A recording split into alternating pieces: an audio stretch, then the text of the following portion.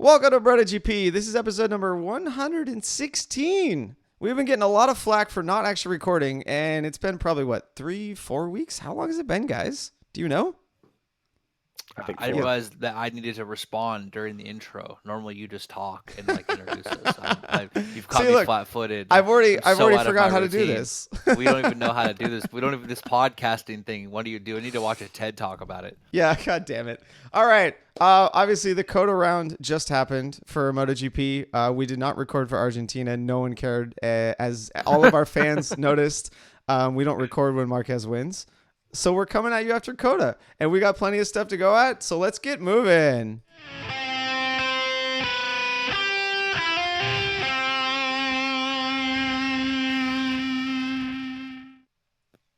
I apologize for Rob's horrendous intro, so we're going to rewind that. Snorf, knee. Welcome to BrotoGP. This is episode 116. The COTA round just happened. You may have noticed we didn't record the previous episode. It wasn't actually because Marquez won. It was because Rob was out cycling on an Indiana Jones-esque adventure in Vietnam, where he caught Korean flu. No, he didn't pay for it, but we will find out when and where and what the address of that brothel was. But joined with me, as always, is Rob and also Ev, who is back, who was stoked that Marquez won in Argentina and a little less stoked about the crash in COTA. That being said, I didn't really want to mention that we didn't record because Rob went and bring it down, but yes, my cat is sick, and that is one of the reasons we weren't recording. Aww. I had to deal with a very, very ill feline. As y'all know, if you've listened to these episodes, I am big on the pussies. Wait. Which was it, Buster? No, Buster is good. We'll get more into that later. I don't want to bring it down. Oh, okay. That being said, COTA happened. It was fucking awesome because of all the drama that took place, from surprise winners to surprise crashers to announcers thinking a less than surprising crash happened, and then it actually was a surprising crash happened, and the narrative they're trying to put forth to make us like Marquez couldn't happen. More on that conspiracy theory later. But first, I want to thank Writer's Law. That's Writer's Law with a Z, for sponsoring us, and for sponsoring us since 100 episodes ago when we had no listeners, and our listeners was like my mom. I think the first one we had 8 in the first week. So because not unlike Millhouse, my mom says I'm cool. That's my Simpsons episode reference for the day. Shout out to mom. Thank God. You got one in the first 10 minutes. So buckle up, settle in, and get ready for what's my famous quote? Some audible chocolate up in the house. And if you are on the YouTube version of this podcast, you will notice to my upper right, I don't know if it's mirrored or not, a large series of rotating images of our fans and friends and comrades, if you will, at COTA, with many different riders infiltrating the pits, taking pictures, wearing shirts. Those are members of the BrotoGP Army Facebook page. If you are not on it, it's a closed group. So if you click join and I am in a giving mood and I allow you to join, you can talk all of the shit you want and post the craziest stuff you want, and your grandma and aunt and weird uncle can't see because it's a closed group and they're probably not members. He is always in a giving mood. Title of Rob's sex tape. You cannot title your own sex tape. Not allowed. Come on, please. Yeah. Come on, please. Title of Rob's sex tape. Oh. Damn it. That backfired. Damn it. Yeah, exactly. No, so let's get real fast back to Writer's Law. Of course, they're your California motorcycle accident injury lawyers. So if you need any legal help, and especially if you're in the state of California, please give them a call. Their website is actually riderslaw.com, even though you may have been seeing some stuff across social media that says riderslawwithaz.com. Click that too. Yeah, you can go there, but it's not going to get you legal help. It'll just take you to this sexy Italian with a new jaw, his not my Instagram. page. I mean, he wishes I could see how you might think that. Could be worse. Could be worse. Okay. But yeah, so there may be some shirts that exist that have riderslawwithaz.com printed on them. But no, aside from all of that, go to riderslaw.com, call them up, especially if you get into an accident and you need legal help. Call them. They're amazing lawyers. They're supporting our sport. They're supporting our podcast. They do great things. They will help you out, so they can keep helping us out. Thank you. All right, Kev, let's get back to it. Get back to what? I don't know. Wait, who won? Who won? I'll tell you who won. Fucking Renner chicken dinner won. That's what I'm talking about. Who saw that shit coming? That was crazy. Like, I mean, Ev was like, we got to talk about how shitty Yamaha is, right? And don't worry, we'll get to how shitty Yamaha is, because that's like, you know, I mean, that's just like the overarching theme of my whole life, how shitty stuff is. But, like, Tim Burton won. He has to cut his hair. That was like why he has that crazy hair, because he said he wasn't going to cut it till he won. He fucking won in the dry. The first time Suzuki won since Silverstone 2016, and only the third four-stroke Suzuki GP winner. Kind of crazy when you think about it. Damn. Chris Vermeulen, 2007 in the wet. Maverick, 2016 Silverstone. And then fucking Rins. That's Renner, what's up? You know what I mean? Like, that's the deal. Like, it's actually like, go ahead. I was gonna say it's just been a long time coming. It just happened to be a track that you didn't expect it at. Mm-hmm. That was really it. Yeah, that's the thing, right? Like when Suzuki came back with Maverick and had their program going, like we were complaining that they were underpowered, that they really only focused on the chassis, and then they get to COTA, a track where horsepower is a very large portion of the lap. Like we saw in the Moto America races, how much horsepower can get you in front of a lesser powered bike. And Rins is able to pull it out. I mean, it really seemed like the Suzuki is actually more powered than the Yamaha. Like I'm going to put the Yamaha at the back of the field for horsepower. Which, let me ask you this. I forget if it was map 2 or map 3, but I think they told him to put on map 3, and it was... What was it, about midway through the race? Yeah. And I was wondering, what do you think map 3 was? I think they unleashed more power because they weren't giving him it all, and they did the math on the fuel, and they said, here's more power, and then he had what he needed. You would think that, conspiracy theorist Ev.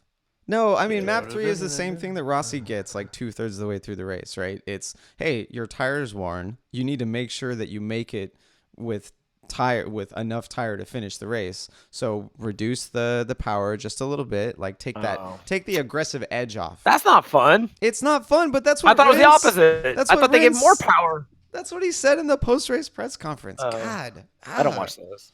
I know you don't watch those. It's okay. Those aren't fun. You don't want to hear No, I mean, and a lot of people said too, like, oh, the second Rins put it into map 3, then Rossi was like trying to, and when he got through on Rossi, then Rossi was trying to come back at him and he couldn't. So maybe they gave him more power. Like, no, Rossi was trying to come through on him and failing because he didn't have the front tire to be able to actually stop the motorcycle. Yeah, I mean, for me, there was a lot of conversation whether this was like a gimme win or he lucked into it. But for me, you know, dude kept it on 2 wheels. He was a front runner. He was fighting for the podium, and then a guy who tried to check out, pushed too hard, and crashed. And he brought it home and survived the onslaught. I mean, to me, it wasn't a fully legitimate win. And a lot of people, you know, if you look at the post about 4 weeks ago, I posted that like a lot of people are pegging Rins for a win sooner than later, and then he wins. This is. Yes, it was a surprise winner, but not a surprise winner in the sense that, like, Jack Miller won, right? Or not a surprise winner in the sense, like, when Cal won. Like, a lot of people... Oh, Ev is gone. I'll just keep going with it. A lot of people really pegged Rins for wins this year. What are you laughing at, Rob? You're like, taking up half the screen now, and your just mug is, like, right there. Don't go up too high. No, I can't see that. Can't see that right now. You got to go a little higher. Yep, now we can see it. Just to let you know, for people that are not watching on YouTube, Kev is wearing a shirt that says "Birds aren't real." No, they're not. Think about it. Ask any old person you know. Do they remember birds? Birds did not appear in this world until the 1960s as surveillance devices. I'm just saying, look into it. What? All right, Ev is coming back. So Ev is back. Anyways, So a lot of people were pegging Rins for a win, thinking Suzuki was ready. So this is a less of a surprise for me and more of like a confirmation. We talked about, if you go back to the old episodes, there was that time period in Moto2 when it was like Rins and Lowe's and Zarco. And it was kind of like, that's the three that are going up. That's that generation. Who's the best choice? And remember, Zarco famously did like a pre-sign and even tested that Suzuki, if you remember back in the day. And then they ended up going with Rins instead. Rins and Lowe's would go on to kind of underperform that year, while Zarco would go on to win his second Moto2 championship. But I really think that Rins, at the time, I thought was the best choice. I kind of backtracked on that slightly, but you do see that, yes, he was hurt his first year, most of his first year, and then he was able to really show signs of brilliance and then brings it home. I think Rins, I'm not going to go as far as some of the people are saying, like dark horse for the title and all that shit, because the consistency with Suzuki just won't be there. They're kind of like they're sort of like Ducati, even more exaggerated. That they'll have their Ducati good days. 4 years ago. Yeah, they'll have their shit days, right? But for me, watching Rins win was like not a surprise. Like, he could win again this year. He'll fight for podiums more regularly this year. I think that was really the announcement that Suzuki is back. Because like Rob said, a horsepower track, like, yeah, okay, Marquez crashed out, but he was legitimately beating the Ducatis hands down. All of their GP19s, the horsepower machines and all of that shit, there was no question mark there. There's no luck or give me there. On a horsepower track, one of the biggest horsepower tracks, all point and shoot for the most part, he was completely in it, start to finish all weekend. Yeah. Except for in qualifying. Well, right.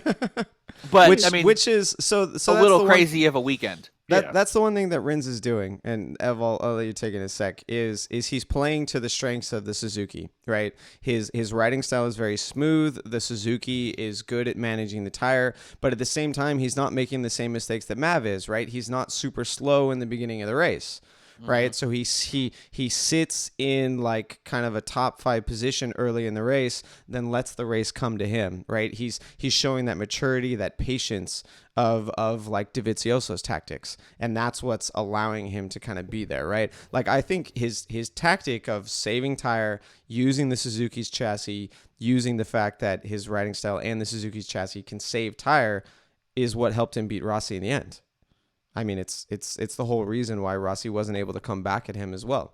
Yeah, and you triggered one of the things I wanted to say about him is watching him race behind Rossi for, what was it, 15 laps? Yes, was pretty Rossi-esque. He stalked him. He knew he was faster, and I was once we got to around 5 or 6 laps left, I was like, is he going to wait until 2 or 3 laps like Marquez used to do, or is he going to go now and try and break away? And then literally the next lap he did it with 5, I think it was 5 to go, and he passed him, and he tried to brake, and he never had a problem. And then Rossi just scraped and clawed, and he tried to do that dive bomb move, and that was everybody knew that was the nail in the coffin for him to do that move on that turn was just desperation. And so you knew Rins pulled the Rossi move. And I think what's really remarkable when you compare the teams and their teammates, Rins to his teammate and Rossi to his teammate, those guys were nowhere even fucking close. So it goes to kind of like, I started to question the talent levels at this point. And you look at Rins, that kid's got the talent, dude, because he's doing what Vinales did, but yet Vinales goes to what's supposed to be the better bike on Yamaha, and you look at Rossi can do it. So now I really question everything. It makes everything up in the air. How could Vinales do this on that bike? But then when he's on the same bike Rossi has, did his talent get worse? Did he dude, I'm kind of a head case when I try and compare all that. Well, I question if we should get into Maverick moving to Yamaha just yet. Maybe we'll wait till after we talk more about Rossi. Whenever you're ready. But we'll get there. I agree that you're a head case about it right now. Yeah, right, for sure. It's just really, really peculiar. Well, I think it's sort of another thing, right? That you have every couple years, you have one style of bike start to win, and everyone freaks. Right. You have to have this to win, right? Yeah. You remember This is they a said World you Superbike. What are you talking no, about? remember there was you have to have a Honda. V5, like you have to have a Yeah. V5 to win, like in 2003, right? Kenny Roberts famously said, "What do you need to win?" He said a V5 on Michelin's, right? Yeah. Then of course, they wasn't get wrong. that, and, right? Well, yes, he was, because the next year Rossi won 9 Yamaha, races on a Yamaha. Yeah. Inline yeah, four. that's Right, good. and then Ducati Wah, was struggling, and it was wah. like you have to have this kind of, their 90-degree V twin is too long, and then Honda's like, actually ours is 90 degrees too, right? Like it's like Yeah, every you can't have couple a of carbon years, fiber monocoque chassis separated. Yes. It has to be aluminum Cock. twin spar. cock. But every Hold up, couple of pause. years, Pause real fast.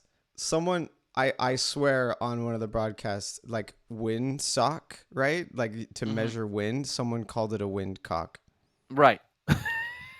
Okay. That's all. That's all. Right. Rob heard cock potentially on a broadcast like 4 days ago, and it's still on his mind.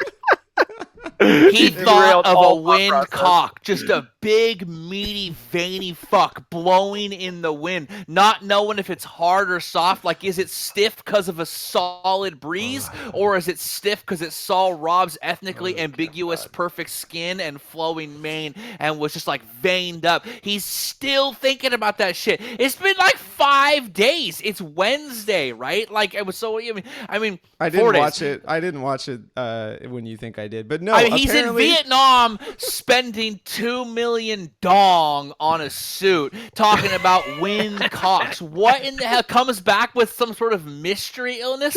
What in the hell was going on in Vietnam? I should have worn the suit for this episode. That's what should have Yes, happened. you Should I go should've. get the jacket? No, apparently a windcock is a weather vane because it's got the rooster on the top. I just said huge veins. I literally veiny just said monster. Rob can't stop talking about meaty vein windcocks.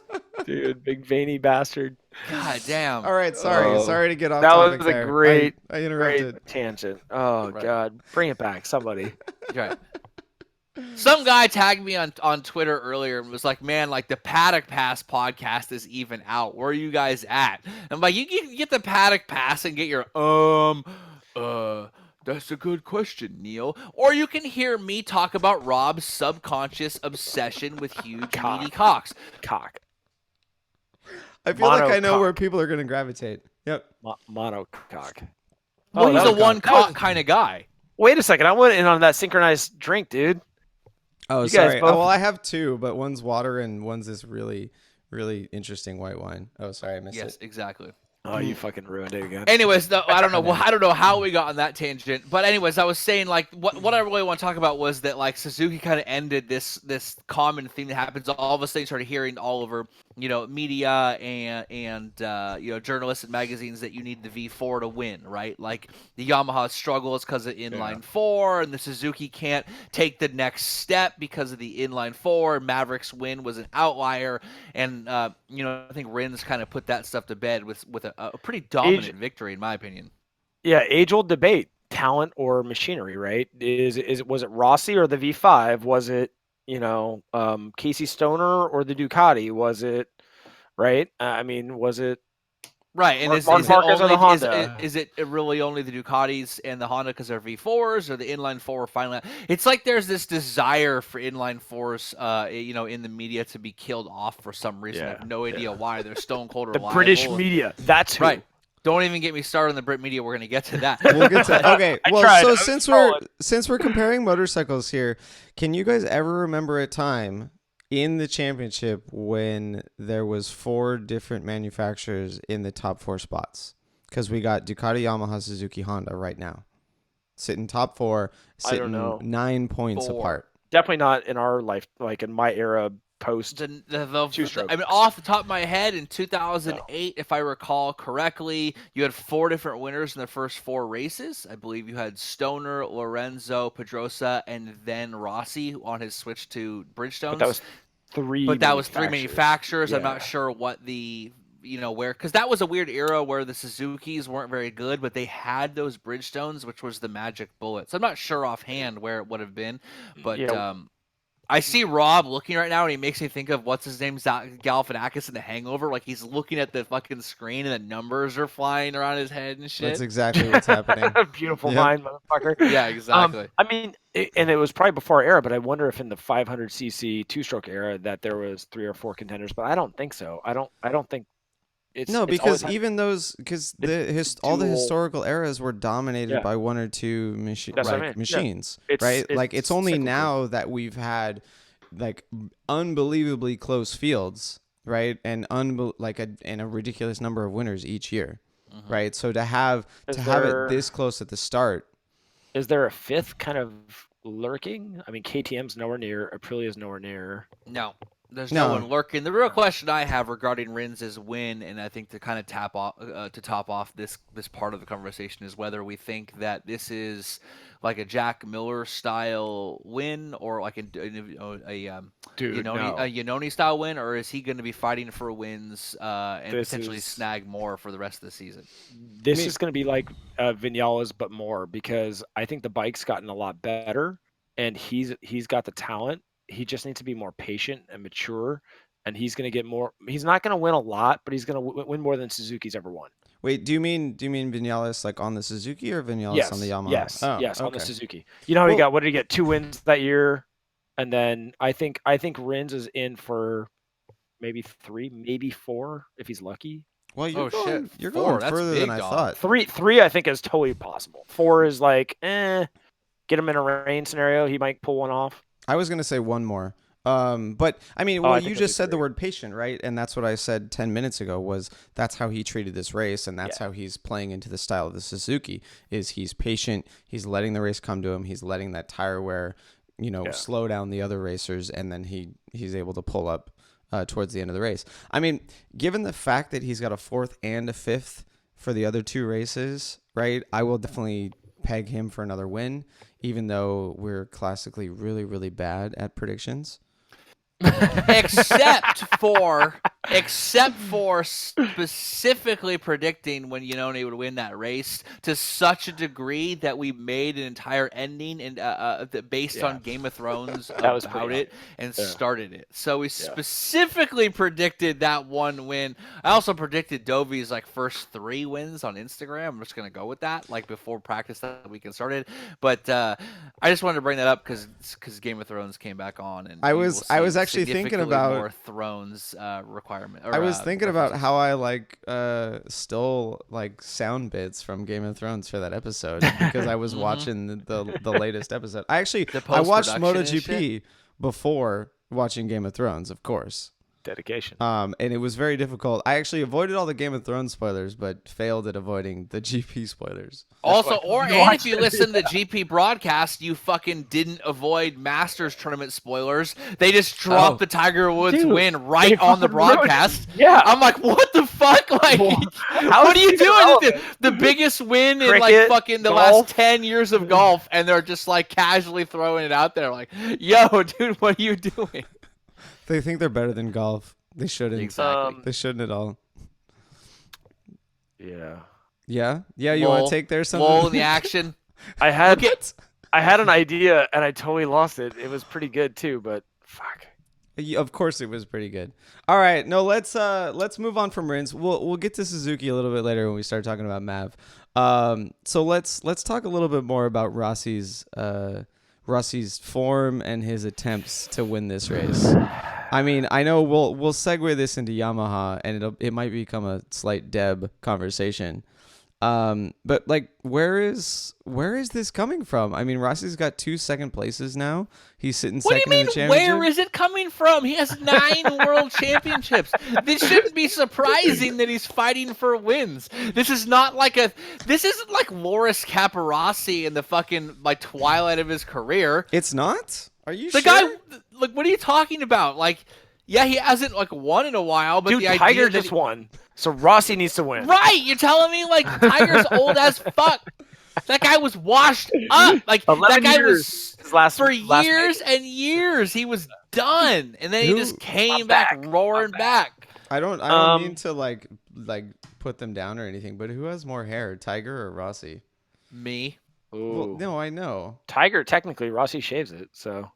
No, doesn't Tiger like got the receipt? Never mind. This is a yeah. pointless But conversation. real talk on The answer Rossi. to your question is C, Bradley Smith. I mean, real talk on Rossi. What's crazy is the points battle now is within, I think, 9 points. I saw the stat. Yeah, and top 4. And he's right there, and he's trying to be the mature guy that's going to be patient and collect points. And what's really crazy now, and even though I say Rins could do 3, when you map out the whole year and how many wins there are to go around, but Marquez now behind the 8 ball makes him the most volatile rider on the grid, which is the worst place for him to be. Whoa! You cannot call Marquez the vulnerable rider on volatile. the grid. I said He volatile. said volatile. Oh, volatile. Most I'm sorry. volatile. Okay. No, When he's in this position, he will override the bike even more now, and maybe throw it away even more now. And then it's like a weird kind of detrimental thing for his style and his mentality. Negative feedback. Yeah. It just gets really interesting with Marquez, and then Rossi just sitting there. He'll just lurk and be consistent, Rossi, and we'll just watch him get second places and get a championship, a la 2006. A couple of Dude. someone brought that up. It might have been during the broadcast that Rossi might just be trying to 2006 his way to the championship. And I mean, and honestly, I don't think that for a second. No, but I actually think the opposite. There's no way he's thinking about the championship. That dude just wants to win a race. It's been fucking days, son. That dude has won a race in so long. Ouch. If you thought he was trying to fucking zoog his way to a title, he would not have dive bombed into that turn so fast right after the fact. He would have seen Marquez crash out, see the young gun hungry for his first win, and thought live to fight another day. No way. That dude is trying to win races. The last thing in his mind is that 10th title. Because I'm not trying to fucking hand you some fucking hard to swallow pills, but that shit ain't happening. It ain't Isn't that crazy? happening. It's not going to happen. I know, dude. I'm reminiscing. Right, reminiscing. But what Rossi is not trying to 2006 his way to anything or 2000 his way to anything. He's just trying to win a race, and he's trying to, you know what I mean? He needs, like, cause I don't give a fuck. You get on that top step. That's where it's at. That's what it's all about. Chasing the dragon. Yeah. Exactly, right? Like, that dude hasn't had a legitimate hit in forever, and he 17. is fiending. You know what I mean? He will suck a dick in a Chevron bathroom for a win. Straight Tyler Rod sex tape. Well, in his exactly. No, not at all. And we saw his expectations change. I like that Rob says not at all. Like, he wasn't weirdly randomly at a Chevron on the side of the road for an episode. We never actually talked about why that. Like, why is he at a Chevron in the middle of the night and so cool with just hanging out at a truck stop? We all know what happens at a truck stop. Look at those little bird arms. Look at that little body. Stand up, Rob. Stand up a little bit. I will go put my suit on if you He's really going to go want put me his suit on, guys. He's going to strut around for us. Furry suit. No, so it was very obvious that Rossi's expectations changed even since the last round, right? It seemed like the second place in Argentina was it wasn't a surprise, but it was just like, holy shit, like I just killed the biggest fucking mosquito ever. Fuck. The second place that thing could fuck a duck flat-footed. It's probably a crane Put it on the barbecue, fly. dude. It's probably a crane fly. No, his second place in Argentina, it wasn't a surprise, but it was just it was a culmination of all the work that they had been putting in, and it was something that just wasn't expected. But then he gets to COTA and he gets another second place, and he's like, damn, like, we're right there. Maybe if it was second place to Marquez, he wouldn't have had the same feelings, because obviously Rins was considerably closer than if Marquez had, kept his gap for the entire race. But Rossi is now at that point again, just like Kev is saying, where he's got the itch and he knows he can win. He's just got to put it all together. Can I bring up anyone knows about having an itch? It's me. Can I bring up a kind of constant topic I think we all think about? It's, when does Rossi retire, and what's the impact going to be on the sport? Yet here he is getting second place. No, you cannot. We can't even. No, think it's a about it, right? stupid conversation. You know why? The conversation's been being had since 2008. I know. It's been 10 years. The conversation doesn't interest me. The guy just got 2 seconds. He doesn't need to retire. No, it's like when that's what's people nutty. said Michael Jordan should retire, or like people saying like Tom Brady should retire because he didn't win the championship in 2007 I and then went know. on to win I 3 know. more in a decade. It's totally it's a point that doesn't make any interest to me at all. There's no Stop it with that crazy talk. Stop it with that crazy talk. I mean, what interests me more is the strange disparity in the two guys that ride for Yamaha's the main team's results. Rossi can't qualify for shit, and Maverick can't ride the bike on a fuel load for shit. And it's like Maverick cannot operate his clutch lever for shit. Right. As if you've been looking at my Instagram, Jump I know start. something about starts. Yeah, jump start. No, Dude, you it's I just- don't send me down the jump start road because I'm about to fucking we go will. ape shit on the We jump will- start thing. we will What's get that new there. song that We will just get came there. out? Jumpstart Road. Yeah, There's a- exactly. We need memes on Jumpstart Road. Dude, what's that new? They did the Billy Ray Cyrus remix. Oh no, I don't listen to country. Sorry. No. It's oh god. No, but not even that, right? Even at the previous 2 rounds, like ignoring the jump start, bullshit starts. Like loses 2 rows worth of spots in the first 40 feet, right? Homeboy cannot operate a clutch. Was it Mav or Rossi that put a sensor on the clutch lever last year to figure out the starts? I feel like it was Rossi. Jesus. Okay. I don't even know what you're talking about. I'm gonna but, go. Like, no, the idea. That's pretty bad, like, though. you lost me at like I'm putting the sensors on clutch. That, levers. you Like, gotta I have mean, no fucking confidence. nerd that alert. I'm gonna put a Straight sensor up on clutch. Austin I mean- Powers nerd alert conversation. I mean, the going down bigger right now. problem with Vinales, dude. I'm gonna go Top Gun.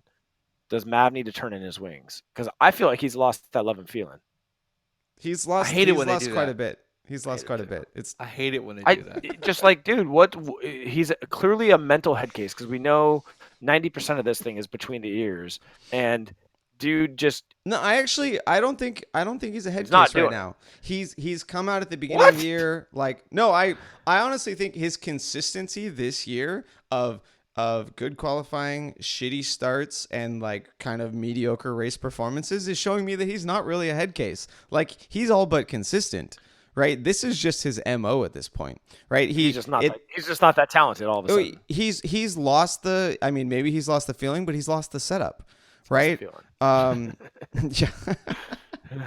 No, it's just like obviously he's found a setup that allows him to go fast, but this goes back to what 4 years ago, right? When like even further when Jorge was telling us that he couldn't beat the Honda because the Honda would just break into the corner, block him, and then get the drive out, right? And he's on the Yamaha that requires the corner speed, right? Vinales has pursued this setup that is like Rossi is very good on the brakes and has to be good on drive because of it. Vinales has gone more of a Jorge route and is pursuing the corner speed setup, and because of that, he's not able to run the times in traffic. We see this all the time. Well, I actually want to go like have an interesting, a slight variation on that is Vinales gets way more hate. Like, we gotta remember, last year only one Yamaha won a race, and it wasn't Rossi. Yeah. Vinales gets a hell of a lot of hate for almost the exact performances that everyone loves Valentino for. Valentino gets the benefit of the doubt every weekend, and Maverick gets like the hate galore if he's not able to take a bike that can barely podium and not win every fucking weekend on it. He did win a race last year. Now it wasn't that great of a year, but he's the one who ended the drought. In the end of the day, yeah, he didn't have a good race weekend this weekend, but you know what? Valentino didn't win. He got showed up by a fucking a much younger guy with a lot less pedigree on a bike that's far less developed and has a far smaller budgeted team with no satellite bikes at all whatsoever. Like, Maverick is getting a shitload of hate and a shitload of being derided for a good reason, but at the same time, no one else is doing shit on that bike. He has the best results on that bike in the last 4 years. I'm gonna make this 3 really years. easy for you. I'm gonna make this really easy for you. Pick any cliche movie where there's the chosen one that's supposed to fulfill their destiny, and he is not fulfilling his destiny. He was the chosen one to come in and be the new Rossi, and he's shitting the bed. And even Rossi's still mostly beating him. And that's just, what the fuck, dude? Like, you were the chosen one. I will agree with your overarching theme there of expectations, right? Like, this year, Maverick's results are pathetic. He's down in 12th place. He's got 14 points. Last year, at this point, he had a 6th, a 5th, and a 2nd. Right. Right? Like, his results last year on the M1 were significantly better. And even those were shit compared to 2017. Because that's that Korean flu he's got going on, right? Should have fucking wrapped it up. Luca bought you the wrong shit, bro. Sorry. Right. They came together. He came on the floor. She came inside. I hope she doesn't listen. Inside She'll shoot me. Her sister gave me the antibiotics, and they're just not working very well. Damn, family affair. Dang. Yeah, she's a doctor. Whatever. Oh God, what was I saying? No, it's just it's expectations, right? Like, I didn't at this realize point, that trend. Rossi made it to underdog status, right? Yeah. And we will always root for the underdog, right? We're still rooting for Dovey because he's the underdog, right? Even though you can come out and you can fight for the title and you can grab some wins, you're still the underdog once you've made it down there, right? Mav, the second he left Suzuki and had the string of wins, was no longer the underdog. We stopped rooting for him because of that. And now we have this expectation. Like, I'm going to bring it up because I'm still disappointed. We're still waiting for the Marquez Maverick battle. The showdown. It hasn't happened yet. How long has it been? Like, God 3 years. Damn it. We had one race, I think. We saw it one time. No, we didn't see it. Didn't we see it one time last year? No, we saw like half a lap. Yeah, it was weak. We thought at this point it's not a showdown. Like, exactly. Marquez has bounced back. He's won titles and it's all good. And so, are we going to see Rins take that role then? No. I mean, you don't think Rins and Marquez could be the fucking showdown? No, because Suzuki can't, and they've never consist. Yes, Rob, what are you doing? What is that? Rins and Marquez. What are you guys docking over there? What are you doing? Two betas in a fishbowl. I don't know. Yeah, exactly. I'm just copying Rob. No, I'm not going to put those expectations on Rins at the moment, right? He's got one win at this point. Don't put that on me. Yeah, Don't put that evil on me, Ricky Bobby. I hope Rins has sons, beautiful sons, and they're taken from him. Don't put that on me. In the prime of their life. Oh boy, someone make some memes on that. All right, well, I don't know. It's a bummer. Vinales was supposed to provide us more. I don't even want to talk about it anymore. Like, I'm so over it. It's the same stupid shit. Like, if we want to talk about the same stupid shit, we would bitch that 3 races in doesn't mean anything, like it hasn't meant for the last 4 years. Oh, shut the fuck up. The talent is talking here. The talent is talking here, engineer. The talent is talking. You're the hype man. You're not the talent. Exactly. The like whining about Vinales. That's just, Yamaha's having problems and Vinales isn't handling it well. It's fucking old news. On a weekend, what we expected, the oldest of old news to replay itself again, like it always fucking does at COTA. We had only dope news the whole fucking time. Rins won a race. Valentino on the podium. We got fucking Jack Miller dropping F-bombs like crazy, getting a podium. That ass. Howdy, boys. I don't want to talk about how Rins fucking sucks balls any more than I want to talk about the fact that all this crash doesn't mean anything because Marquez is going to win 7 fucking races this year and run away with the title with 4 races to go. Let me live in the dream for 1 minute. Let me bask in the glory for a minute of the pre-European rounds where I can think for a tiny minutia of this season won't totally fucking suck for the rest of the year like we all know it's gonna do. I'm gonna bask in that baby blue Suzuki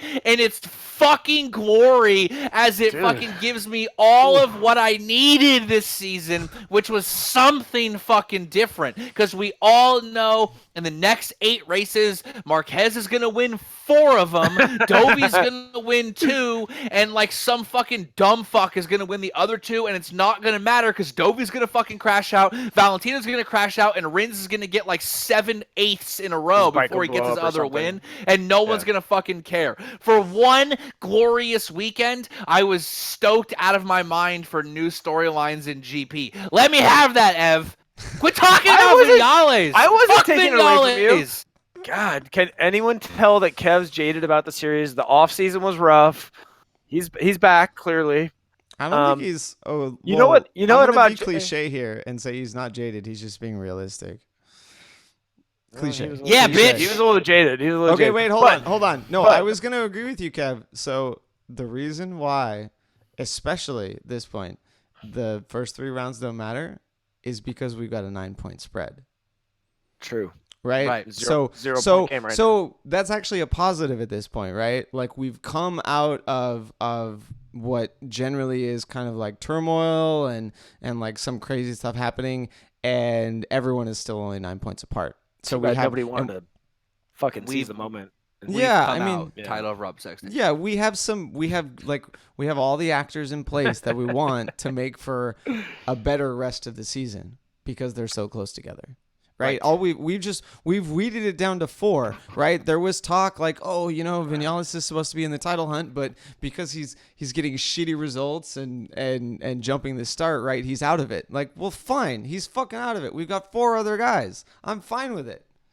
I'm okay with that. Yeah, exactly. And someone potentially could still put in a run at this point and kind of get back up there. I mean, maybe Petrucci will just 6th place himself to the title. I don't know.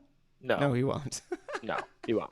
He looks like garbage, and I think they should regret that signing. However, Jack Miller I thought looked great, and I do love the fact that he rolled in on a fucking Lambo, and the Pramac team is sponsored by Lambo, and he fucking got that 3rd place for them. What happened to Alma? Did you guys hear about one that? of my favorite things about Jack Miller is Jack Miller can do actually worse than what Petrucci did last year, and everyone talks about how Petrucci's hot garbage and Jack Miller should be on the podium, right? Fuck yeah!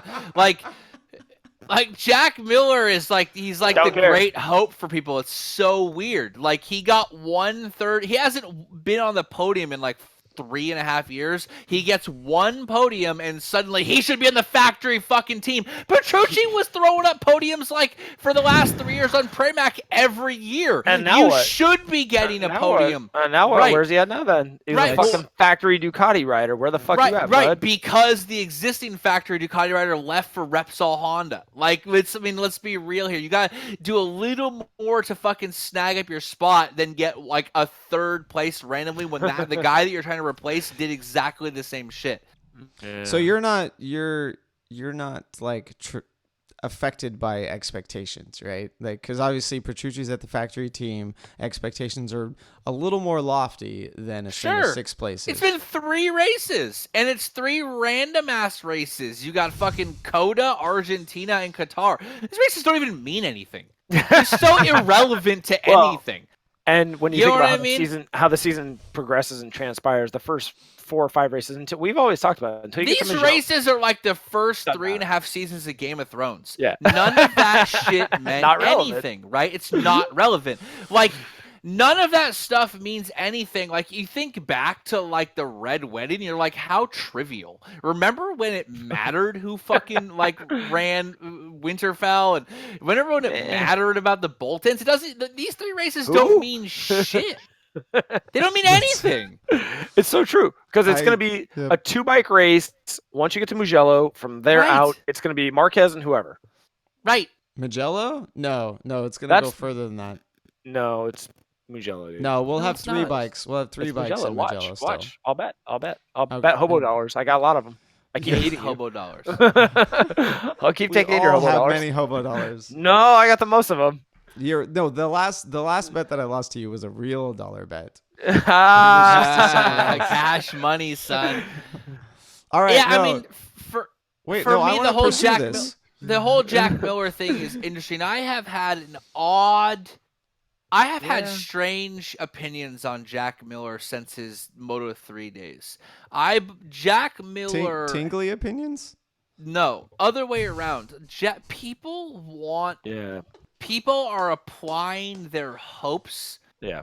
about like the end of Spanish dominance, to an extent the end of Euro dominance in the series onto Jack Miller.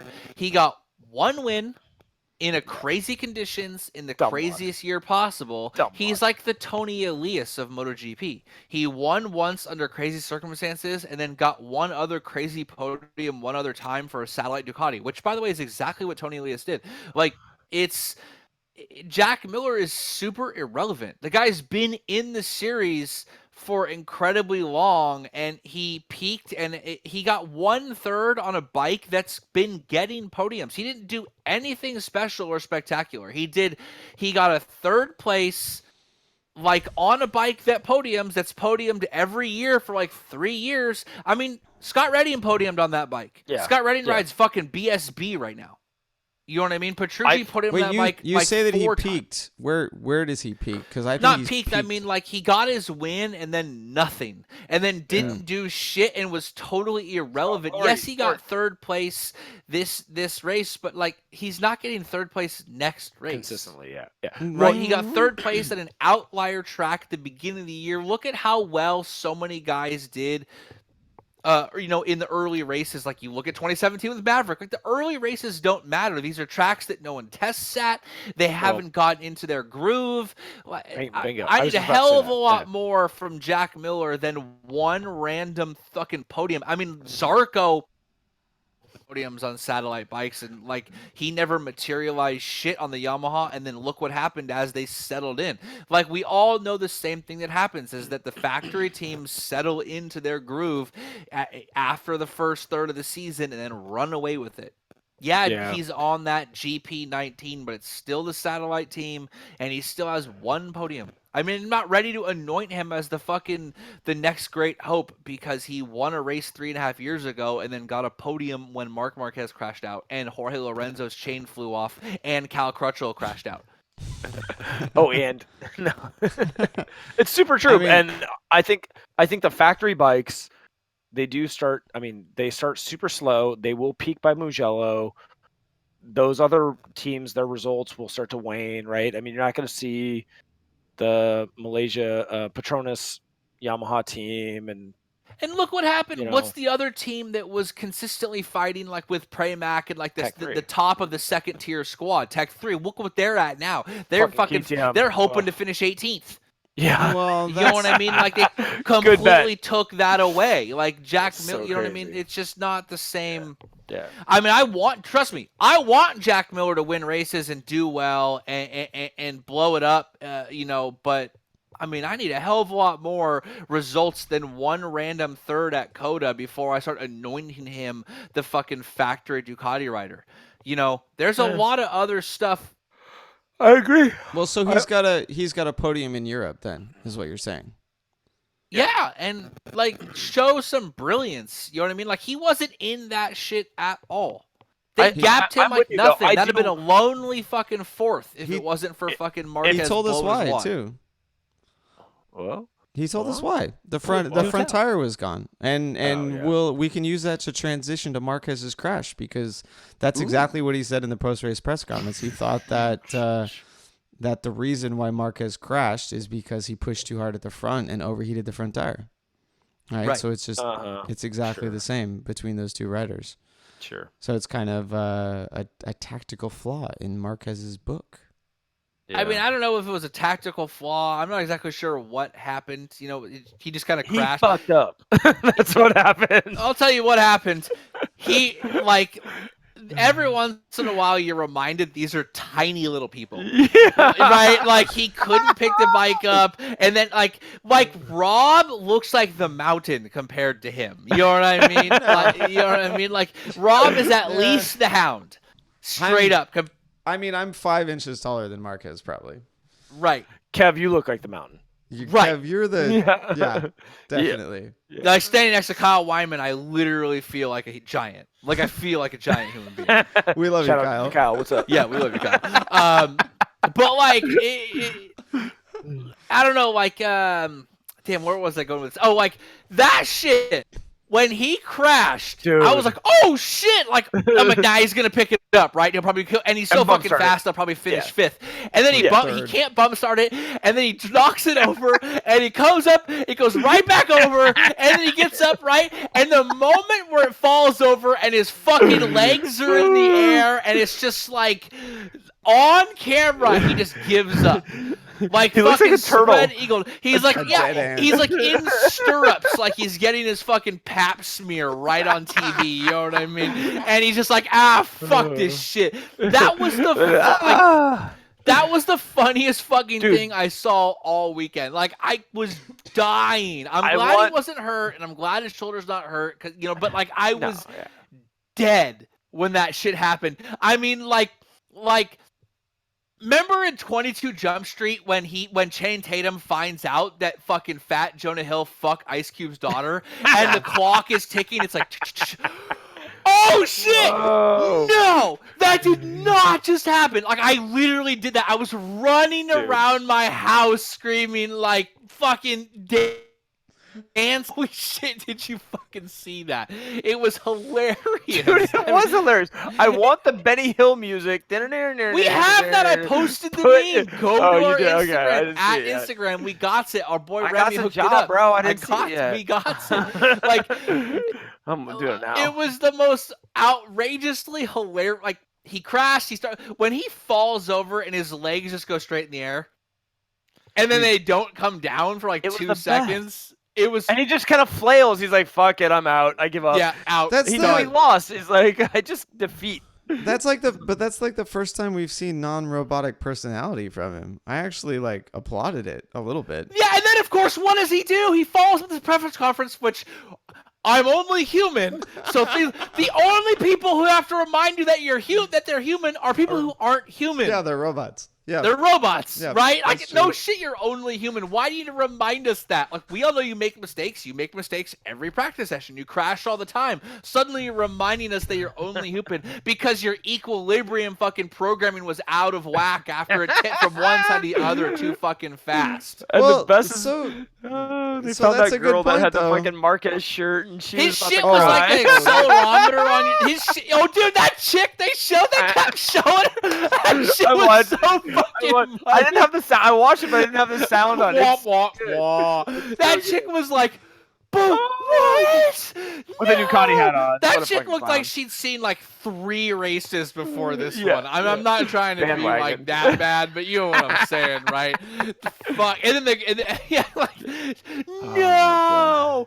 Oh my god, he crashed. Like that. The phrase you're looking for is "stop picking on him." Yeah, exactly. Leave Marky alone. Oh man, they're going What? back to Marquez's fucking butthole, and then this like 17-year-old chick that's about to shoot herself, and then butthole, and then shoot herself, and then you're just like, this is the best So feed good. ever. Dude, that was the best. And then for all the haters out there, right? The purists are like, Marquez, I'm over it. And then watching him, and then he embraces it, just like, yes, let it happen. Fucking.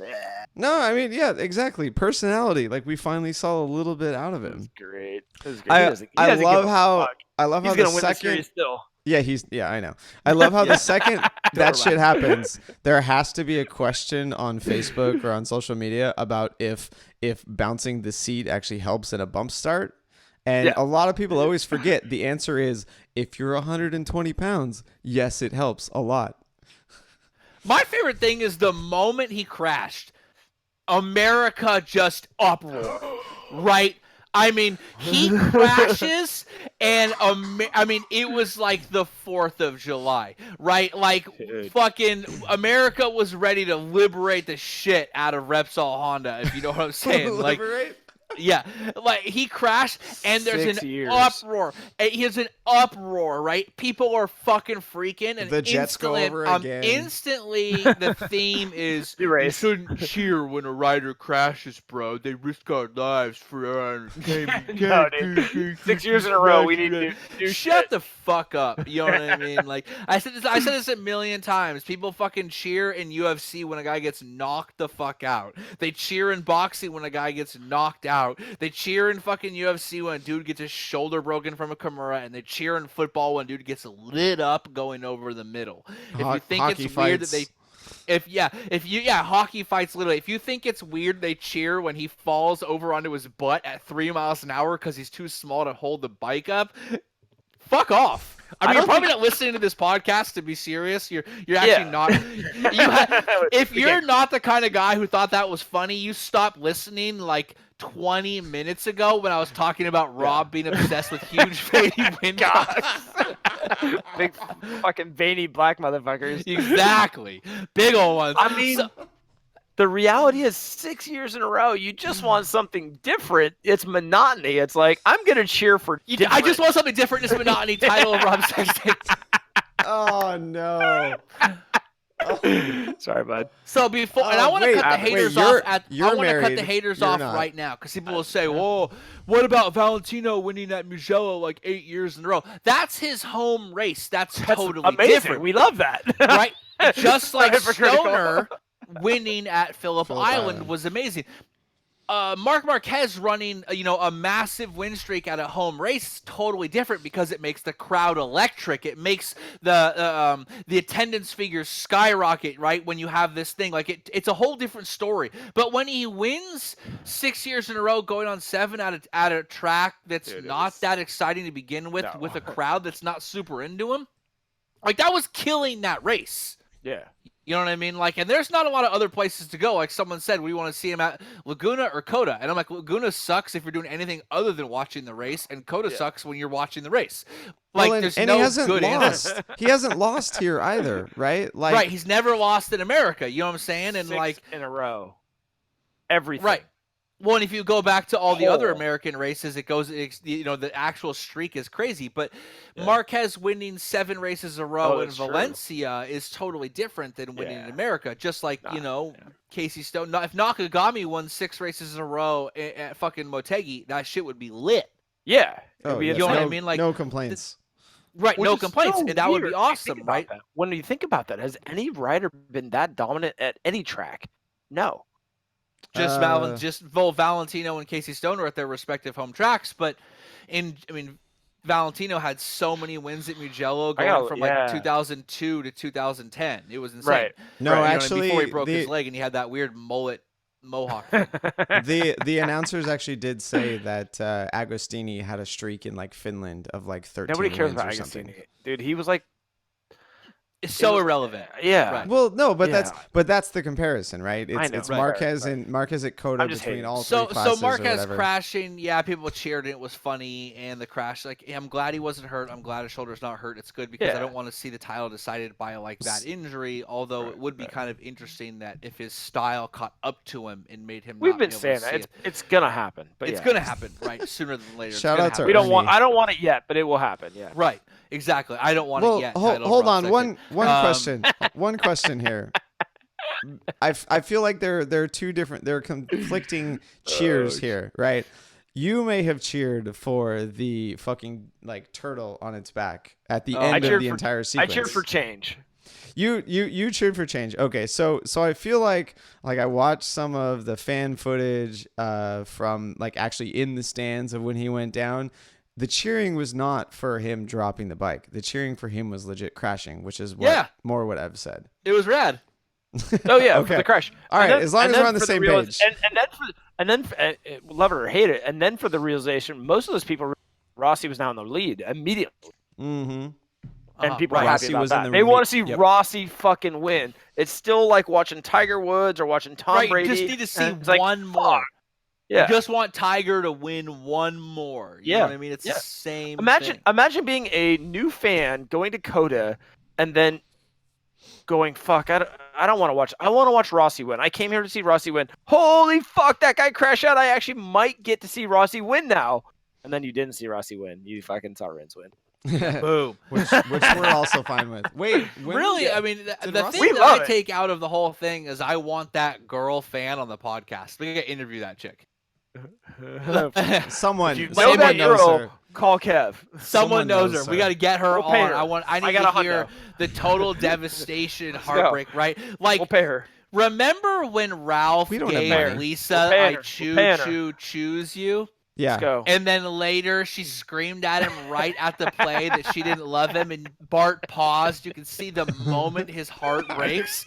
I could see it. If you took the feed and slowed it down, you know those little hashes that are on there? There's like red ones for crashes, yellow ones for whatever, that's blue so ones for good. passes. There's a black hash, and it's when that chick's heart breaks. You can see that shit. Stop it. She's like, just like fucking Ralph Wiggum. Ralph was And now very we can distraught in that episode. and now we can do like slow-mo in like 1080p. That's Right. great. You want to know something weird, by the way? Chief Wiggum wasn't Ralph Wiggum's dad. What? How do you know this shit? So you know how there's three cops, right? There's Wiggum, Yeah. then there's the two other guys, and there's no 3 total. Yeah, no, I know. Chief Wiggum, And the 2 other guys. Oh boy. and the 2 other guys. Perfect. So I can't remember his name, but there's the black cop and the white cop. Oh yeah. Look at the white cop. Google it, Rob. Seriously, pull it up. Not really. looks- I need it. Ralph, that's Ralph's dad, not Chief Wiggum. Ralph and Wiggum look nothing alike. Look at that dude. They have the same everything. I'm derailing this completely to let you know. Rob's pulling it up right now. I can I'm fucking pulling see it up too. Look at the it's truth bombs Lou, that happen. Lou and Eddie are the Eddie 2 cops? is his yeah, Lou, right? Bake him away, Lou. What'd you say? Just do what I said. There it is. So, hold on. Ev's frozen. Hold it up. Okay.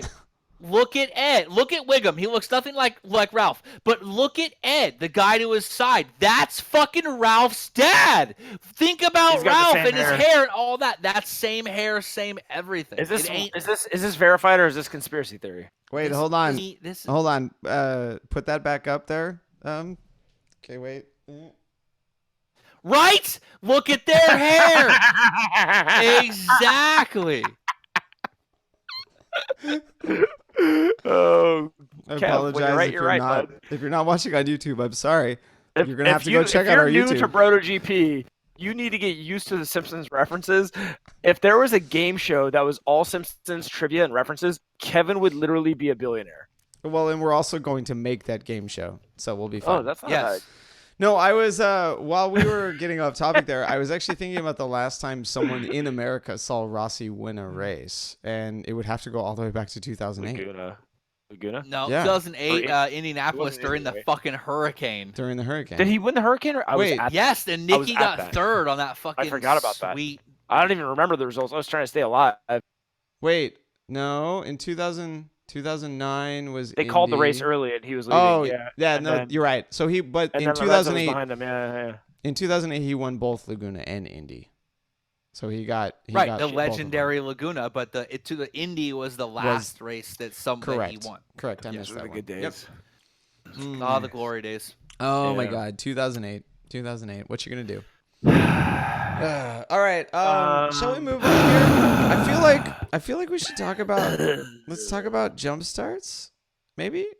Dude, don't talk even about- fucking Dude, get me started. Just you know what? Don't. It's gonna be like a Bob Saget stand up. Like just don't do it. Like don't jump start. It's not fucking rocket science, dude. Literally, the light goes off, and you go. Okay. Why are Wait. you Hold trying on. to do a roll start? Let's talk about something else then. Let's talk about. You know what? No, Not- fuck you. I'll talk whatever the fuck I want. This is my fucking show. Whoa, power slam. Just kidding. I say this is my show. I am because BrotoGP. Nothing about this would exist if it wasn't for fucking Rob. Right? I'm above Let you. me talk about the jumpstart thing. Okay. There comes a point where the fucking technology is too fucking good.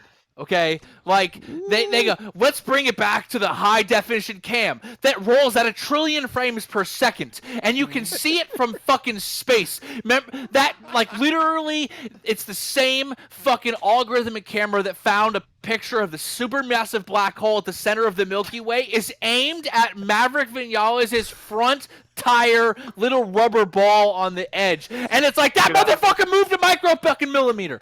Like, at some point, you can't, like, we talked about the Cal thing, right? Like, yes, it's a series divide that can be decided by hundredth. We did not talk about the Cal. Oh, that's right. We didn't didn't because we didn't do that episode. Fuck y'all, fake news. I'm the best Cal hater, but he got fucked. He got fucked, and I want to say, like, they literally designed the long lap penalty for that, and they still made him ride through. Oh, but here, Vinales double not penalty. True. Not true. They did not design the long lap penalty for jump starts. They designed it for like aggressive maneuvers and actually no. They designed it for you have to give that spot back. So for instances this isn't the UN. They make their own rules. No, they could literally just change the rules. Like it's just like at the end of everything is an addendum at the discretion of race direction. You can literally change your own fucking rules. This isn't the UN fucking human rights councils. We're not sitting in The Hague discussing like fucking Charles Taylor in Liberia and also Maverick's jump start. This isn't like a war crime. Literally, they bring back the camera and they're like, look at our high definition camera that we use that sees in colors you can't see. And then afterwards, they got the fucking announce team constantly reminding us, that's how the rules are written.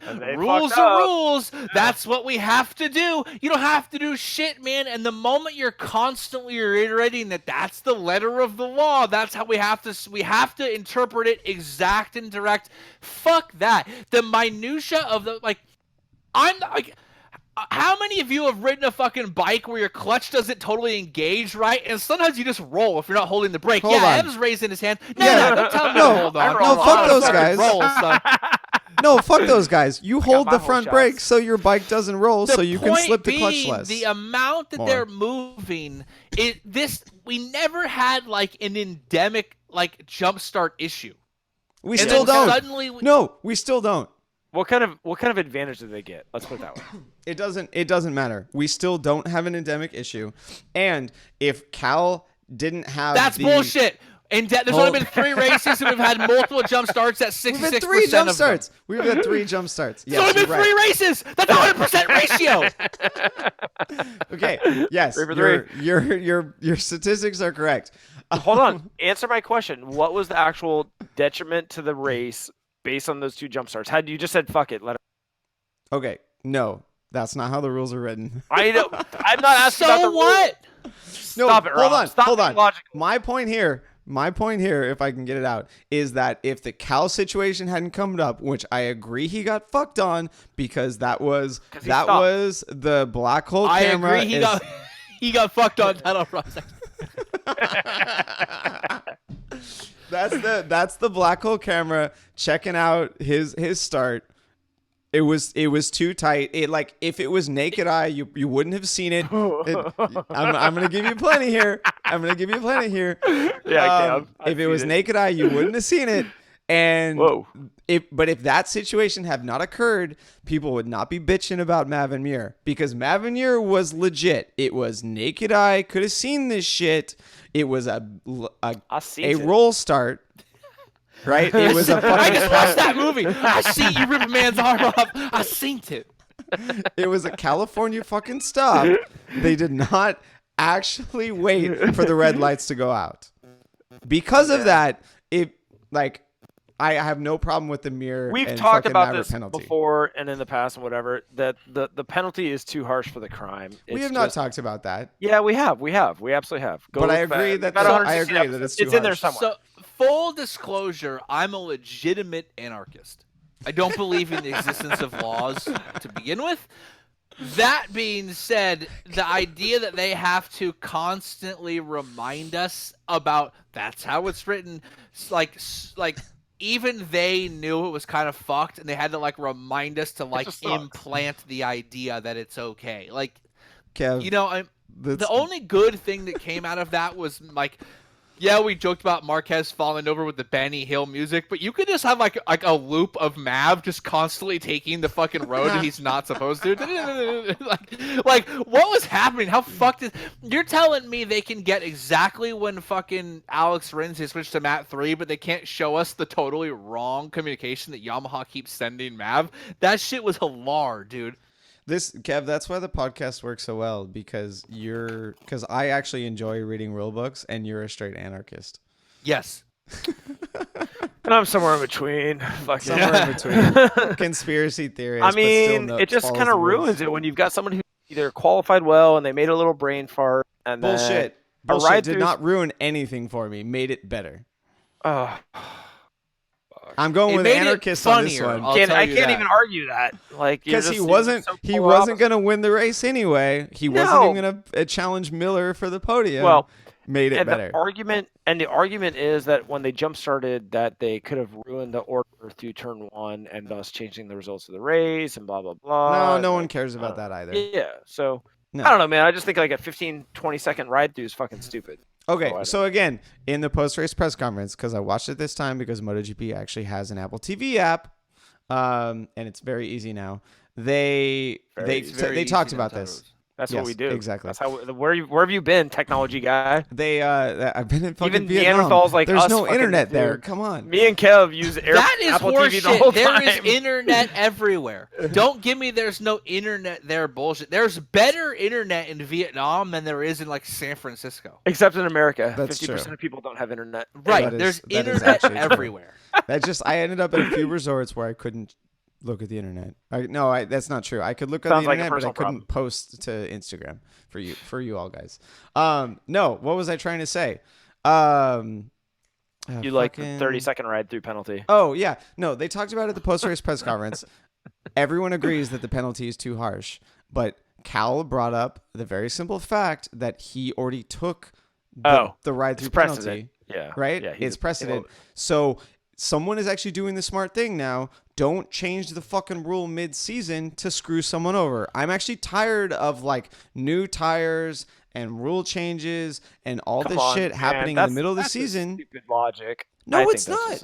I think that's a stupid logic, dude. If No, there's I mean, a massively bad thing about it, make it better. It's one race. You're not even a title contender. It's not massively bad. We've been using that legit rule for God knows how long. For what? For 105 years? Just because Cal was a victim to the rule can't be updated mid-year. No, the rule doesn't need to be updated mid-year because no one's had a fucking problem with it. You're telling me we can't legalize weed just because we put fucking dudes in jail for it 20 years ago? Trying to get high. Just fucking add 5 seconds on the Cal's aggregate time and give him whatever fucking points he needs. I don't fucking know. That's what my logic is. Like trying to get it's just an automatic 5-second penalty. Why didn't we have this conversation last year? There were jump starts last year. I promise you, dude, we've talked about this. The proximity of the starts, like 3 in such a short period of time, the minute level of jump start that's happening, the like debut of this even higher definition camera and shit like that. It's almost like, yo, we don't even need them. Like, we don't need it to be that fucking high resolution. We don't need the rules that specific, right? Like there's that book, right? Like 3 felonies a day. There's this idea there's so many rules in America that your average law-abiding citizen unknowingly commits 3 legitimate felonies a day across local. Me and you. No, I'm talking about the average American like adult. Because of the over-regulation of laws and the lack of updating new laws, unknowingly, like, so we're not talking about with malice, but completely unknowingly commits 3 penalties or 3 felonies a day. Like, at some point, we can't just keep updating rule enforcement technology to the idea that we just catch everyone doing everything. Cal's was fucked. Like, his was so small it was a joke. But He stopped. That was his point. He didn't stop. Yeah. No, he did. Bullshit. Go watch it. Ev, fix your mic. Oh shit. Yeah, that shit fell off. It's magnets, man. My bad. It's dangling. He did like a little and then he stopped and then he went and then they were like, dude, he didn't stop soon enough. Like, he didn't stop soon enough. Yes, he did. He stopped. He didn't get an advantage as the argument. I don't believe fucking So cowboys. it's Those like other this motherfuckers got an childish thing, advantage. right? Here's the thing. Like, if you do, like, when they do, like, studies of kids, right? Like, children, like, they do studies of kids in the age of, like, 3, 4, and 5. They're obsessed with the idea. This is where Don't Be a Tattletale comes from, because cognitive development at 3, 4, and 5, kids are obsessed with rules. And the idea that a rule is hard and Not my fast, kids. and not your kids, but they will be in their school, right? Like, at They don't listen to preschool and in shit. kindergarten, in a structured environment, right? Like, so your house isn't structured in the sense that they see your parents as like their authority figures, but it's not an official structured environment in the case that like a kindergarten class is or a daycare is, right? There's a specific like They got difference in the preschool, but setup. yeah. So at that age, 5 and 6, as cognitive abilities are developing alongside language abilities, kids are obsessed with the idea that you can't break a rule and that there must be like a punishment or something involved in breaking a rule. Like, they're Right, horrified at rule breaking. Once they've realized that rules exist, the idea that you can break them is horrifying. And this is the same problem that I have when I look at like rules in GP now. Like, the entire point of race direction discretion exists for a reason. Maverick, like, at one point he did 2 long laps and he's like slowing down. Okay, man, fuck it, you got it, right? Like when they commute sentences, like they, Chelsea Manning sentences, good. right? Like, You're good, at bro. some point you're good, man. Fuck, just get back on the track for your Just own stay fucking out dignity. there. Just stay out there, man. Like, It was really bad. it was just bad. Like, He looked really dumb. right, like if MotoGP is a branding exercise at the very base of why it exists, that was the worst punishment you can have. Our rider's a dumb shit. Our whole team is Dude, kind it of was stupid. bad. We can't make a bike that does anything, and we can't even tell a guy that he needs to go through the pit as opposed to that weird extra lane. Yeah. Like, we can't even get that right. You know what, man? Y'all are good. I You're think he feel might like- have been high. I think I- he might have been high. No. I feel like they measured the time, and he needed to 'Cause do I was one. high? He needed to do 'Cause I one was more. high?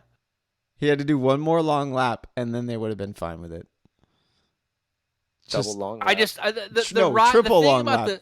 the thing about the pit lane. I hate to be talking about rules and punishments because I love talking about rules and the whole idea Warden Kev. the whole idea of punishments is rooted in so much of like the West and the Middle East like connection to Abrahamic religion and like punishments for crimes, but like the idea that we have to punish someone to an extent to keep other people from doing it is like a total falsehood. That doesn't work. Punishments don't keep people from doing stuff, which is what people talked about with cows, right? Ooh, if we don't punish cow to the fullest extent of the law, everyone will start to slowly creep on their jump starts. Nah, man.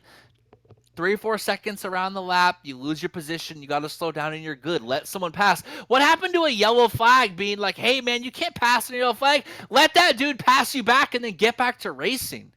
Yeah. Like, we don't need to like stratify every portion of the race. The whole point of motorcycle racing is it's damn near cowboys. You know what I mean? Like, it's the Wild West. We're riding around. We're sponsored by crazy we're secretly sponsored by cigarettes under Mission Window when everyone knows it's fucking cigarettes, but no one really cares.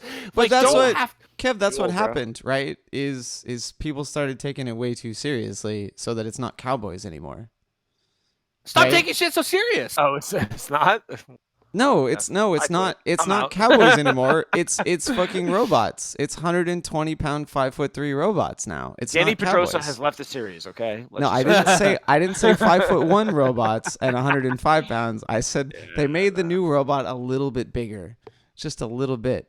built it better and faster. They tried to. Well, they did. They succeeded actually. No, but that's the thing, right? Is when the competitors start taking it this seriously. There's been the discussion about that on some of the forums about even in club racing, right? Or like getting costs down for amateur racing. Like amateurs now are running new tires for 2 races.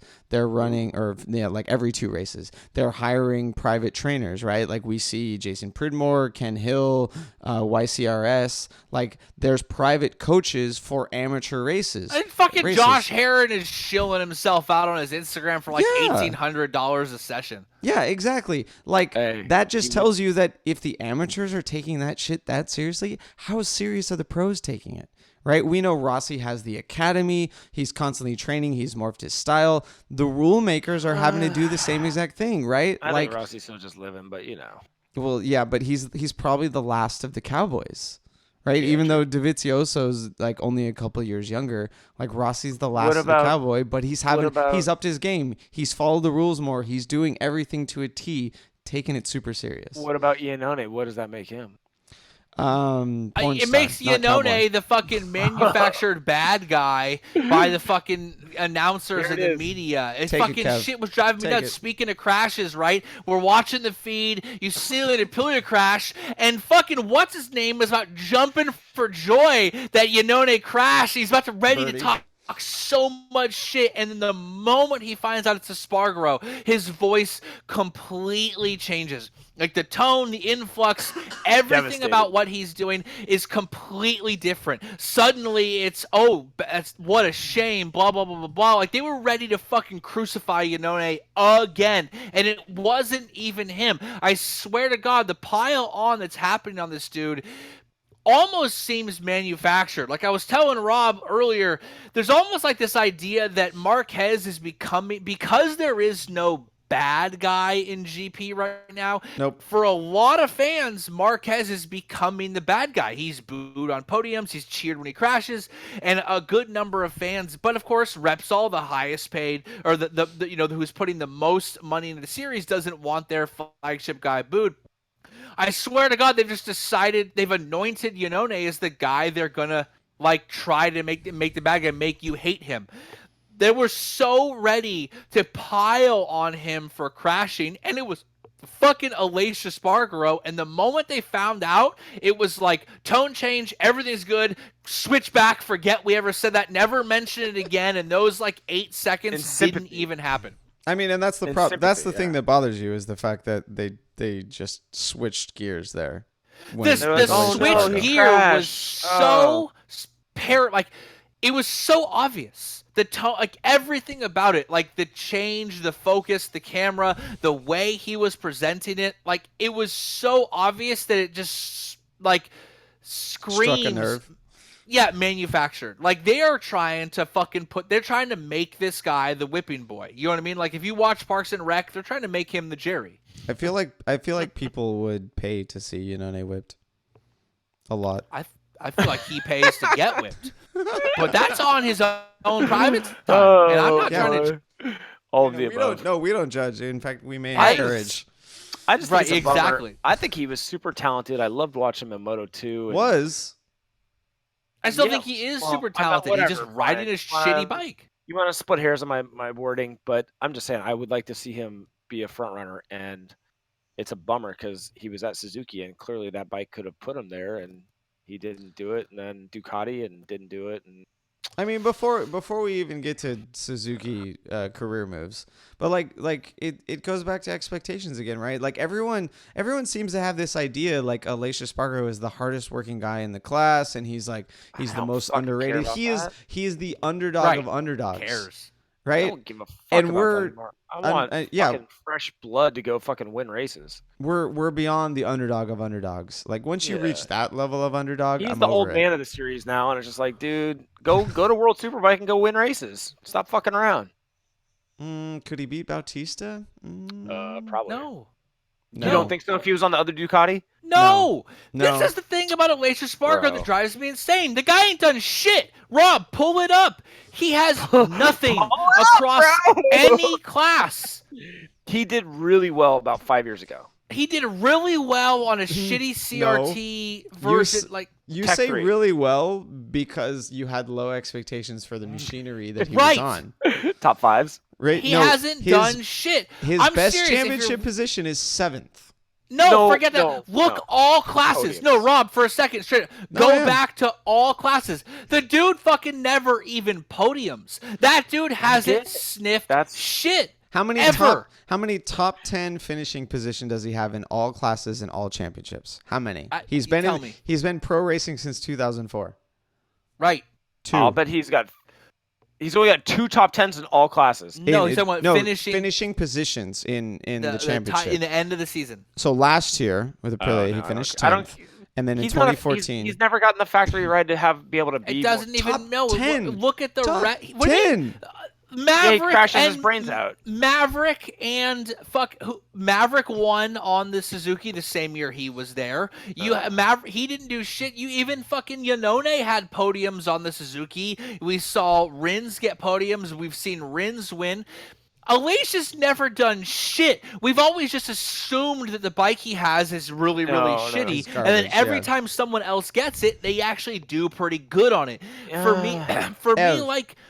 Ev, what stat do you want me to count here for Didn't his he entire have career? some podiums on the Tech 3? No, he and never that's even what carried rode his the Tech fame? 3. You're thinking No, of the wait. wrong fucking No, not- Espargaro, who never podiumed either. No, Aleix had podiums on something. He didn't. Yeah, he has one podium in He said 2014 podiums. on the Ford Yamaha in Aragon. One. One He podium. said podiums. Yes, That he dude has has two one fourth podium places. 5 years ago.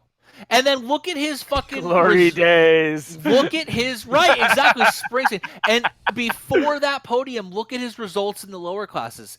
Aleix Espargaro has never done shit. The only thing Aleix Espargaro has ever done is been available. Aleix Espargaro is that kind of attractive in the dim light chick when you were 23 and you were trying to hook up with other chicks, and every once in a while you blew her phone up because like it wasn't bad and she was down. Neither of you really thought you were gonna win fucking marriage championships together, but once in a while you wanted to fuck. Like that was it. The only reason he's fucking there is because he's DTF. The fucking dude is down to clown and ride a bike, and he'll ride it really hard. He's like a scooter, Tyler man. Rock You don't sex like. tape. Yeah, exactly. He has more hair than It Bradley. dawned on me that you're maybe the overlooked element is that he actually just entered GP at the best possible time to fucking hide out and just be available. To your point. Mm-hmm. I mean, Yeah. yes. Whereas Scott Redding entered GP to fail miserably Worse. at doing Yeah. exactly that. Worse. No, yes. Aleix Espargaro also has one podium in Moto2, Catalunya 2011, on the Dope. Pons Calix. Super dope. Cool. Still finished 12th in the championship that year, Dope. and has no other podiums. No other wins. Can you tell me how awesome his career was? going. Honestly, from my Dude, slayed, personal though. point of view, Slayed. he's a professional motorcycle racer, and Yeah. I think that's pretty badass. But from a is paid. he brilliant enough to be in GP sort of thing? Nah. But could he beat Bautista in World Superbike He's on just equal available enough nowhere to be close. in Probably GP. not. Probably not. He's now. Nowhere just close. available. He would, if Kawasaki hired him to be the Bautista killer on the Kawi or whatever, and they made another ZX10RRRR. Okay. You've got Aleix Espargaro, you've got Carl Abraham, and you've got Tito Rabat, and it's 1:30 at night at the club. You gotta go home with someone. You're just going with Aleix, right? That's his place. Because that's the choice. Because he's the tallest? He's the best of He's the the tallest? available talent. But it's not the talent you want, it's the available talent. Yeah, but Tito has that aura about him now from coming back from the dead. Tito's not Jon Snow, dude. He didn't come back from Sure, the... he might be Jon Snow. Just he doesn't. He's the have prince who was promised? Tito? Okay, he totally is his family's the Spanish kings He's the jeweler he's or the whatever. Bolton. He's the Bolton bastard kid. He's actually Tito? Ramsey. Tito's Ramsey? Ramsey Bolton. He kind of looks like that one guy. No, Not Ramsey. whatever. Who's Another the, guy. who's We'll the guy? get to more- Who's the guy that got his dick cut off? That guy. Fucking Reek? What's dead is Reek, never yeah. dies. Yes. Yes. already Theon died? Greyjoy. Yes. Theon He Greyjoy. looks like that guy kind of. Wait, so Tito is Greyjoy? Okay, so who's Carl then? I don't know. We're getting way off track here. We're All gonna I have know to- is we're gonna have all to I come know up is with that this. Aleix Espargaro You might have to do a Game of Thrones map. Someone's Aleix got to do that Espargaro shit. is Who's got free I'm time? so over it, and I guess, but I'm even more I'm agreeing over with you. this weird concerted effort to fuck with Andre Iannone's image. I don't know what it is, but I feel like there's there's a cultural desire hate, to bro. do. Because he's They're gonna hate haters can hate. Because he's Because he's sexy as bucking the fuck, and he's like, shirt off, like, what's up, bitches? Like, check out my tattoos. I got my face did. Like, let's go. Well, and that's the problem, mad. right? He's bucking the trend, right? Like, when was the last time you heard about a fucking professional motorcycle racer getting elective plastic surgery? Who fucking cares? Yeah, I mean, besides no, but that's the thing. We don't give a shit. Well, I mean, I live in Southern I California. will say, It's fucking normal I here. just wish. I feel like he just doesn't care, and I wish he cared because he was super talented. I loved watching him race Moto 2, and I just feel like he doesn't care. Iannone? Yeah. I think he still cares. I just I think he's kind of just taking the punches right now with Aprilia. He is a good sport trying to figure it out. Yeah, he's also going to end up a fucking millionaire by selling his Musk to Marquez. Amber and Musk. The Musk. The meat. Oh man. All right, guys, it's been an hour and a half. I feel like we have cycled entirely through our fan slideshow. Is there anything else that we want to talk about? Wow, that's a fucking lot of fucking photos, dude. That's no, it was like 120 something photos. And they've been on for 30 seconds a pop. Okay, well, I guess that's when we're done. We're out. Yeah, no, we hit it. I think we got through it almost twice. Done. I got the one right now of Dave Chappelle and like, hey, you got any more of those BrotoGP podcast episodes? Yeah, exactly. That one's up right now. And there's someone with a Rossi cutout. Is that? It's too small. I can't see it. It might be. Is there anything else from the race we're missing? There's so much. We talked about the crash. We talked about Rossi. We talked about Mav. We didn't talk about Mav. Like, I mean, the other thing I want to talk about is that Lorenzo, right? Yeah, I mean, Lorenzo. Do we really need to? Why? I mean, I have to go with Ev on this one. At what point does he look like he's being specifically sabotaged? When his name is Ben Spies. But I mean, it's almost like they brought him in to take him out. You know what I mean? Like they brought him in to just completely like nullify his risk. That's the best way to take someone out. Which you is bring not him out in of the and take him ordinary. out. Right. Repsol does that, right? They supposedly signed Jack Miller to the contract to prevent Just the other factories from getting him. Just out of spite. Yeah. No, they're doing it. Like, I mean, I feel like there's some balance between that and like them trying to save face with him being injured. Ooh. Like, I don't know what looks better, him getting 20th because he's injured or him DNFing because of a mechanical. That's kind of crazy. Mechanical, like his chain fell off. Like that was kind of in practice. That was in practice, right? Follow me though. He was starting to figure out the Ducati. For whatever reason, they made the offer. He took the offer. Had he stayed with Ducati, imagine if he was still there instead of Petrucci. Could he be a contender? He would have been a contender. But instead, he's on the Repsol, and they fucking sewered him on that shit ball. Yeah. And they're just we'll ruin his career. I think as far as Marquez and the title, if it would have been better for Marquez if Jorge had stayed on the Ducati because he would be taking points off of Dovizioso. Or beating the shit out of him and also he doesn't need him to take points off Dovizioso. Yeah. Marquez has already proven he can beat Dovizioso over a season. All day, yeah. The only person that's proven that they can beat Marquez over a season is Lorenzo. You think Marquez is actually worried about Dovi? He's not. He's beat Dovi like multiple times, and last year he beat Dovi heads up with races to spare. He ain't scared of Dovi at all because he's beat him 3 fucking times. You know who he hasn't beat? Fucking Lorenzo. You know who was just coming on strong and just starting to figure out the only bike that's been able to be fucking contender to him the last couple of years? Lorenzo. The Ducati Lorenzo. That was literally like keep your friends close and your enemies closer. Keep the one threat as close to you can and then mitigate that threat. Does Lorenzo have like a fucking like what are they called? Future seer? Like, I mean, how do they fucking know? Out no, they knew to go get him. And they saw him coming on with the Ducati before he even started winning. Remember, he signed and then he started winning. Right. How do they know that shit?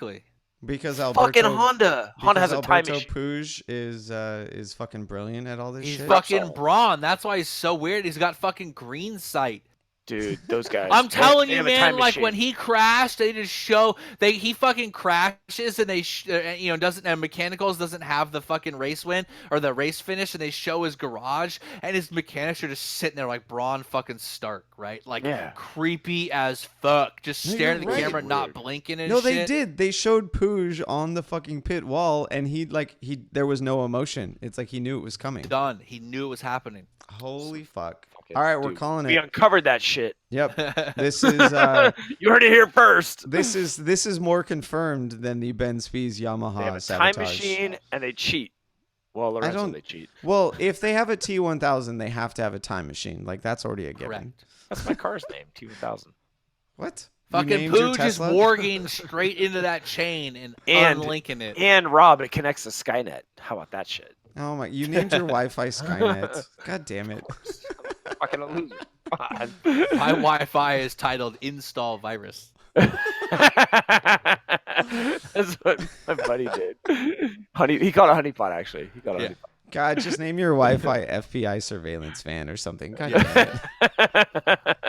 Flowers by Irene. That's a seriously deep Simpsons reference. Flower? I don't know that one. That was a title of that was on the FBI van that was parked out. Was Flowers by Irene. Fucking Kev. Nice. We need a show so you can go become a billionaire.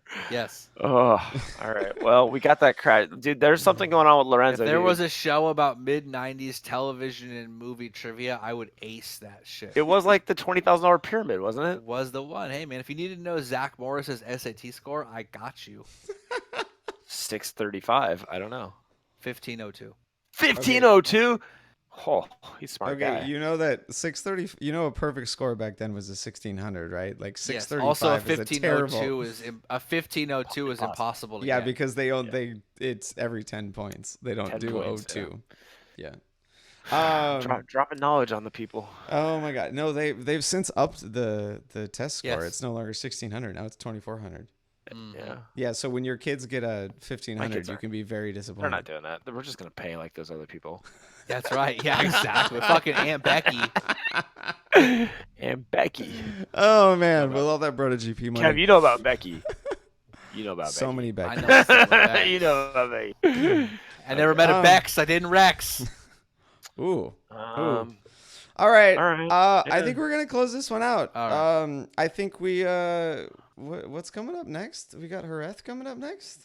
These nuts. When is Jerez. besides that, Jerez. how much time do we have until Jerez? Because we're not gonna are we gonna talk about Bautista's win streak? Yes, we are. Oh, we are. Oh, yeah, okay. we're gonna do an episode of that shit. That shit is fucking my favorite thing ever. I'm still 4 races behind or something. Doesn't matter. It's all the same. Perfect Ain't season. nothing changed. Same dude still won every race. Oh man. No. So yeah, unfortunately, we have until May 5th. Holy shit! So yes, we will have to record between now What? and then. Cinco de Mayo? Yeah, and I got a We're bicycle gonna race fucking that have day. tacos and tequila all fucking day on that episode. Damn, that's gonna be good. What's I will be recovering from a 135-mile bicycle race. That's Bada gonna be boom. fun. Centennial, son. Yeah, well, further, yes, and a lot of climbing. Just 135. No big. Yeah, no. So we're gonna. I think I got Dennis editing a vlog right now about my race weekend. Hopefully, he's been sick. He caught the norovirus from his kids. He told me that he went for a walk and then he got home and passed out. And I was like, wait, passed out, or just passed out? And he said passed out. So. Yeah, he's got kids. You just pass out. Shit happens. He got roofied. You get tired. It just shit happens. Some slight confusion there. But all right, everyone. Thanks for listening to this episode. BrotoGP is back here giving you the episode that you've been craving. Check out Riders Law if you need any legal help.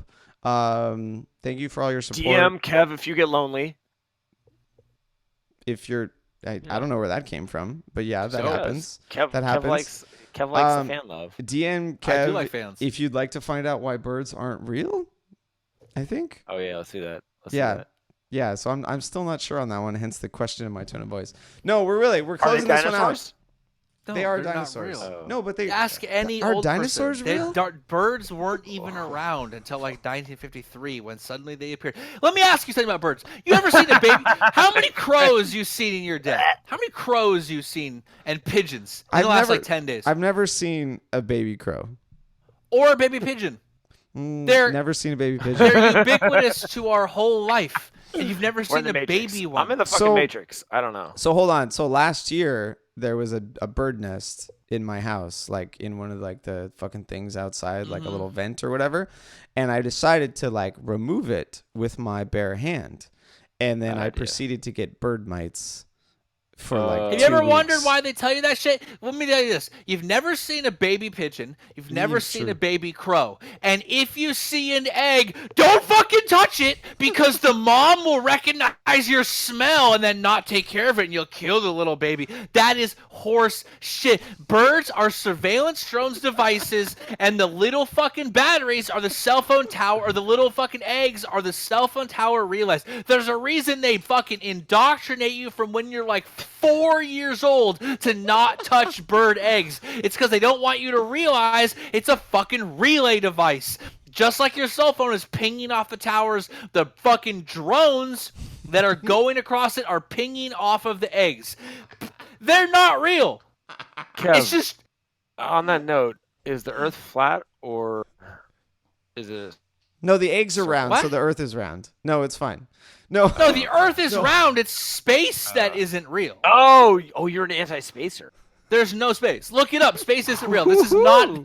This is a thing. Well, I'm just saying, look into it. Okay. I'm aware of it. I wanted to see what camp you were in for all of these topics. I really would like to see the messages you get after that 5 minutes. Flat Of Earth. podcast. I posted a picture on. Hold up. I literally posted on Instagram a picture of me in the shirt saying we getting ready for this episode, and within like 4 seconds, my man says, "I'm glad you're waking the people up that birds aren't real, but actually spy drones. They didn't even exist until the mid-'60s. Ask any old person if they even remember birds. #woke." 4 minutes later, my boy said, "Stay woke, fam." With the fuck, they're not real. If Iannone smashed into a bird live on television, where did that bird go? It just disappeared? It just gone. That's a right? good question. Randy Johnson That's a good exploded a bird. If you ever wonder when the Twin Towers fell and they completely disappeared and they got rid of all of the evidence, where's that seagull at fucking Phillip Island? Where's the bird that Randy Johnson exploded with his pitch way back in the day? They're not real. I'm going to have to investigate this further. I'm not. I'm just going to hit stop recording. All right, everyone. Thanks for listening. We'll catch you in a couple of weeks. Later. Hello, motherfuckers.